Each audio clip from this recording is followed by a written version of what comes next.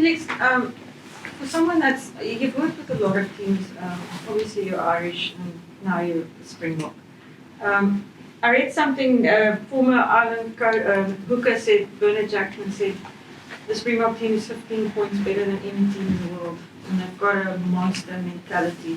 What makes the Springbok team so special? As an outsider coming in, what's your experience been? No, I mean, yeah, that's nice words from Bernard, but obviously, we often say it that there's every week, and whether we come off the back of a win or a loss, and or a good performance or a poor performance, there's people on the outside that will say something. Sometimes it's complimentary like that, and sometimes it mightn't be as nice. And we always try to stay in what we say is our reality, and we try to stay, keep that as close to the truth as we possibly can.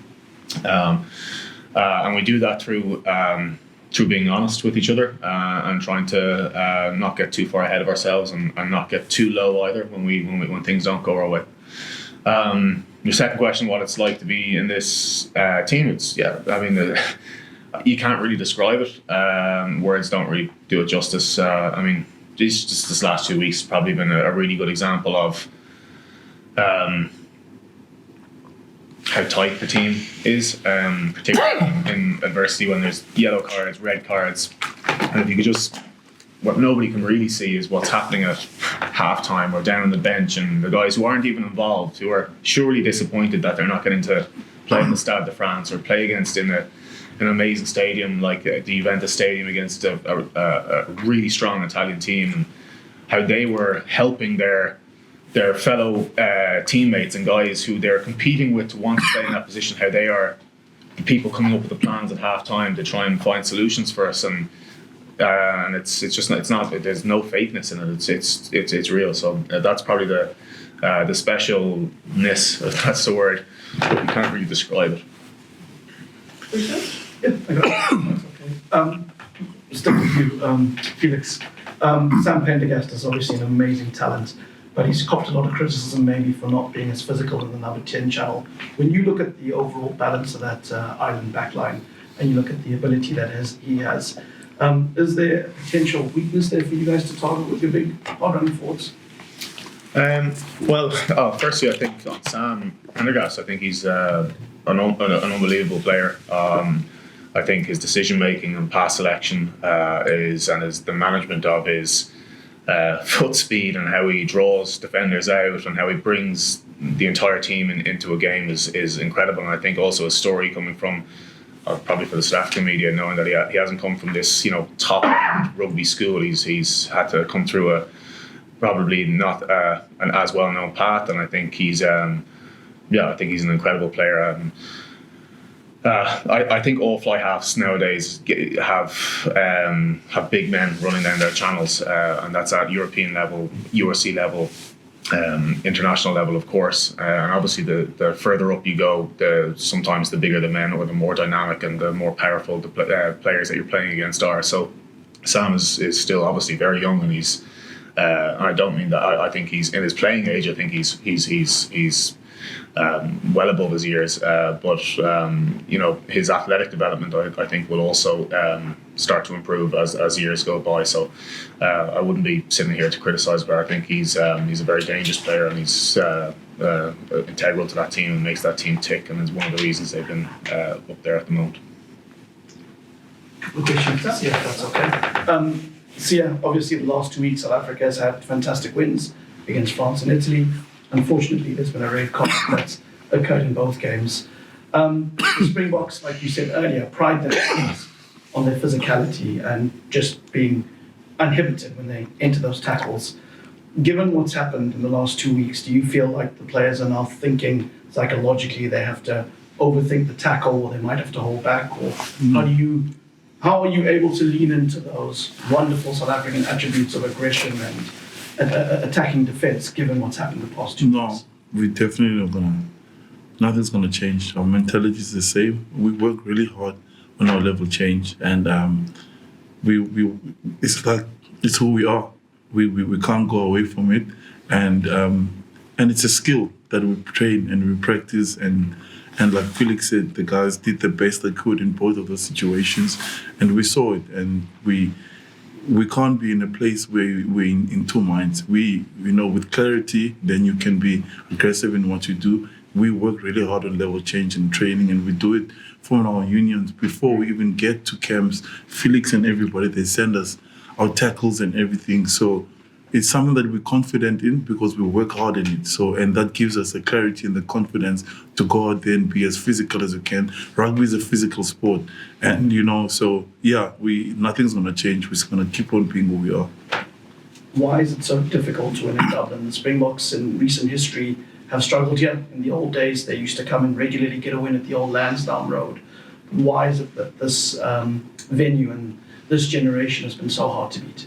Because, like Felix said, the foundations that they've laid, they've changed, and they also became more. They've got the skills and everything. They're also on the ground. On the physical side, they've also stepped up a lot, and I think they like Felix said, they've been number 1 and 2 for a long time in the world. They've been doing it. They've won the Six Nations and everything. So they've improved a lot as a team. And and also when we came and played, I think a couple of years back here, we didn't take opportunities when we had them, and they only had a few that game, and they took them. So I think that's really important. We're looking forward to tomorrow, and hopefully we can take opportunities better this time. Any further questions? One more, if you don't mind. There's 3 South African players this year have been nominated for World Rugby Player of the Year. Just a word on what makes Ox, Malcolm, and Peter Sef so special. PD, I think his consistency has been amazing. He's a player that every single time he puts on the jersey, he always gives the same, and he always there for the team. He gives everything he can, and I think you can see. I think he's had 3 nominations, and I think he's won it twice already. And Ox has been amazing. Every time he's had an opportunity in this team, and you can see he's also taken a place of leadership in the team as well. He's grown so much, and he makes a huge difference in our side. It's always special to have him in the team. And Malcolm has been amazing for so many years. I think, he's one special human being, and what he's done for us this year and how deep he has to go into games, and he's been consistent every single year. They all deserve it, and obviously Ethan Hooker as well for the breakthrough. I mean, I saw Ethan when he was playing in the under 20s at the Sharks. He was the captain. I saw him there already, how special he is, and then how humble he is and how hard he works. I think Felix, the coaches speak to us throughout the URC, as he says, what makes us special is that he can be honest. He tells me straight, like, Siya, the game that you played for the Sharks, that's not the standard that you are seeing in. And he encourages. And he's like, look at the work that Ethan is doing, and to see him grow, because we have roadmaps, and you see his roadmap, and he's just continuously improving, and he's always working hard. I think, we are proud of all of them. We always put our own personal goals at the door when we walk in the team, and we put the team first, and we always know when you walk out, your own personal goals will always come through when the team is successful. Really? Felix, it's even difficult to pick a team to play this weekend. I know Andre was a little bit injured, but he probably wasn't in the picture. But specifically, Kainan being picked above Ethan, what was the discussions around those type of selections? Yeah, well, it's always difficult to select, and it's never actually a selection of someone above someone.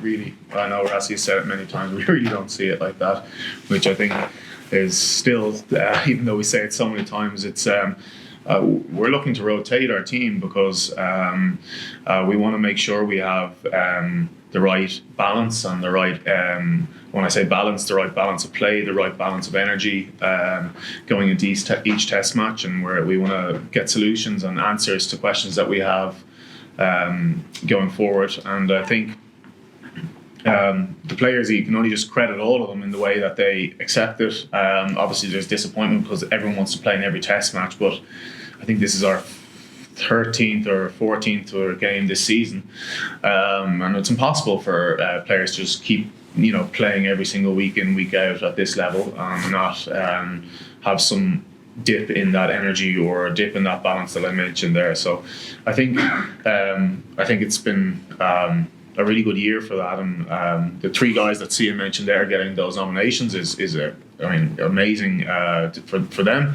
But I think there's also a lot of guys behind those guys that have helped Malcolm over the years, and let's say a Bongi or a Johan Grobler now, or a Marnus van der Merwe, who've all also been pushing and helping, or you could say it with Bowen or Thomas DeToy or Frankie Mostart. There's all these guys that are pushing Peter and pushing Ox and Malcolm. So I think, yes, those guys getting massive credit for being nominated. It's incredible, and Ethan obviously as well. But I think there's also credit due to the guys behind who accept when they are selected or not selected. And we really don't see it as picking someone ahead of another person. We see it as being the right balance for us to win this Test match.